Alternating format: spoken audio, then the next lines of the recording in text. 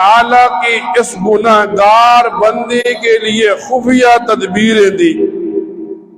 فرماتے ہیں جب آدمی سے گناہ ہو تو علماء لکھتے ہیں آدمی 3 کام دنیا میں کرے۔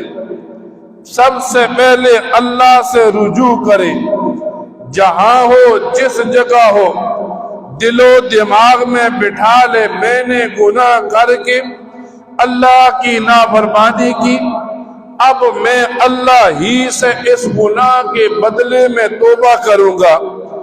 فرماتے ہیں جب بندے کا رجوع اللہ کی طرف ہو تو پھر اس کے اندر احتیاج آئے، کبھی رکوع کی حالت میں، کبھی سجدے کی حالت میں، کبھی رونے کی حالت میں، وہ دل و دماغ میں بٹھا لے میں اللہ تعالیٰ کا محتاج ہوں۔ فرمایا جب رجوع بھی ہو جائے، جب احتیاج بھی پائی جائے، تو اب یہ مسلمان اعتماد بنا لے کہ میں نے توبہ کی ہے، میرا رب رحمان بھی ہے رحیم بھی ہے، اللہ ضرور میرے ان گناہوں کو مٹا دے گا۔ اب آدمی اپنے ارد گرد دیکھتا ہے تو کچھ ایسے گناہ